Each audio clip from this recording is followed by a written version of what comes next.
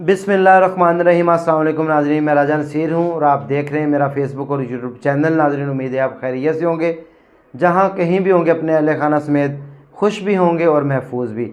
नाज़रीन, लाहौर में, मशरकी लाहौर में एक इंतहाई अफसोसनाक वाक़या पेश आया है, जहाँ पर एक पाकिस्तानी शहरी ने एक अमेरिकन नेशनलिटी होल्डर औरत को जो है, अपनी बीवी को वो इस तरह सफाकियत के साथ मारा कि सुनने वाला हर कान और देखने वाली हर आंख लरज़ जाए।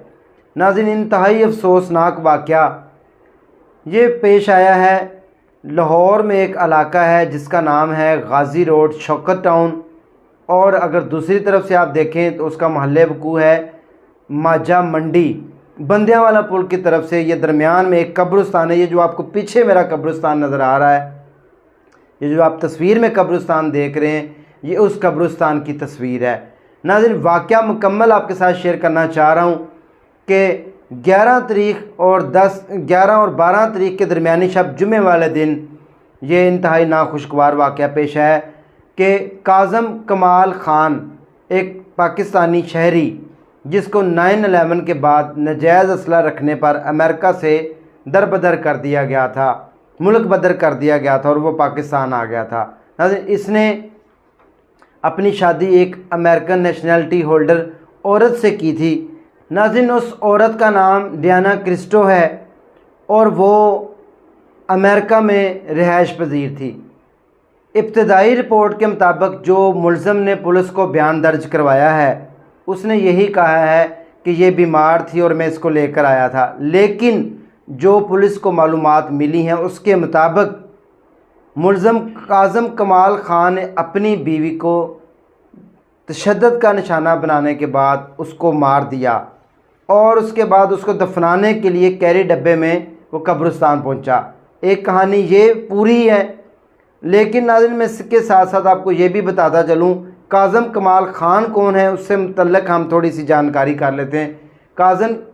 काज़म कमाल ख़ान को 9/11 के बाद पाकिस्तान में बेदखल कर दिया गया था, मुल्क बदर कर दिया गया था। अमेरिका से वो पाकिस्तान आ गया था। इसकी एक बीवी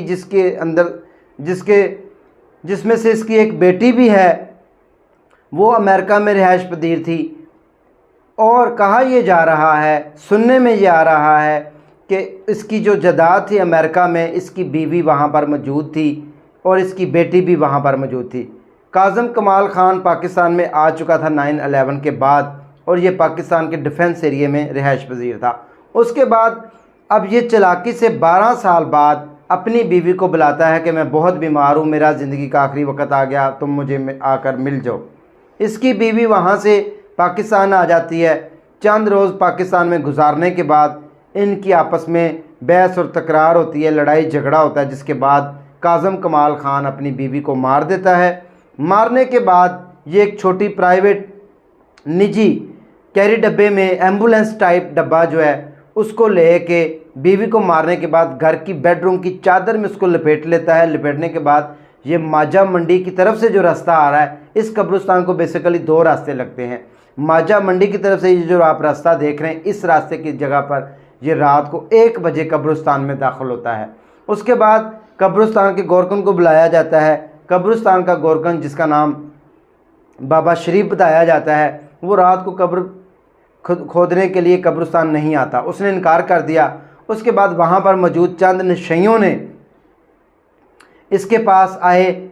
जो ड्राइवर था उसको इसने बताया कि मेरी बीवी फौत हो चुकी है, और चंद नशई इसके पास आते हैं। नशई इसका मोबाइल और ये वो चीज़ें हथियाने के चक्कर में होते हैं, जबकि काज़म कमाल ख़ान अपनी जो इसने गुनाह किया होता है उसको छुपाने के चक्कर में कब्रिस्तान में दाखिल होता है। जब वो कब्रिस्तान में दाखिल होता है कब्र खोदने के लिए, अपनी बीवी को मारने के बाद बग़ैर किसी कफन दफन के, बग़ैर किसी नमाज जनाजा के, रात के 1 बजे तो वहाँ पर अहले इलाका शोर मचा देते हैं, जिसके ऊपर मौके के ऊपर 15 के ऊपर कॉल होती है। तो पुलिस एहलकार मौके के ऊपर, आप ये जो वीडियो देख रहे हैं, पहुँच जाती है। उसके बाद पुलिस इसको हिरासत में ले लेती है। इससे सवाल जो आप पूछे जाते हैं तो कहता है कि मेरी बीवी बीमार थी, ये था वो था, इसने इस्लाम कबूल कर लिया था, मुझे डर था कि इसको जो है वो अमेरिका वापस ना ले जाए, जा सके, तो मैंने इसलिए इसको दफनाने की कोशिश की। नाज़रीन, पुलिस ने डेड बॉडी को अपनी हिरासत में ले लिया है। मुलज़म जो है काज़म कमाल ख़ान, इस टाइम वो भी पुलिस की हिरासत में है, और जो डियाना क्रिस्टो की जो डेड बॉडी है उसको पोस्टमार्टम के लिए जो है वो मेडिकल उसका भेज दिया गया है। उसकी जो रिपोर्ट है वो एक आधे दिन में आनी बाकी है। नाज़रीन, ये सारा कुछ उसने क्यों किया? वो मुख्तलिफ बदल बदल के बेबुनियाद इल्ज़ाम लगा रहा है। असल हक़ाइक़ क्या है ये जानने की कोशिश करेंगे। इंशाल्लाह अगली वीडियो में मैं आपके साथ शेयर करूँगा कि असल मामलात क्या बने, इसने अपनी बीवी को क्या मारा, क्या मामलात थे। बताया ये जा रहा है इब्तदाई रिपोर्ट में कि काज़म कमाल ख़ान नशा करता था। नशे की हालत में ये अपनी बीवी के साथ जो है इनका आपस में लड़ाई झगड़ा होता है, जिसके बाद इसने अपनी बीवी को जो है वो वार करके चीज़ें मार के कुछ घर की जो पड़ी होती हैं कोई डंडा वगैरह, और उसको मौत के घाट उतार दिया। जब बीवी उसकी प्यारी हो जाती है तो उसको खुद ही अकेला दफनाने के लिए ड्राइवर करवा के गाड़ी लेके एम्बुलेंस लेके तो कैरी डब्बे में डाल के तो इसकी डेड बॉडी लेके कब्रिस्तान पहुंच जाता है। आगे वाला फिर जो है वक़ुआ इंशाल्लाह ताला जो भी पोस्टमार्टम रिपोर्ट आती है, जो भी मामलात नज़र आएंगे वो हम आपके साथ शेयर करेंगे।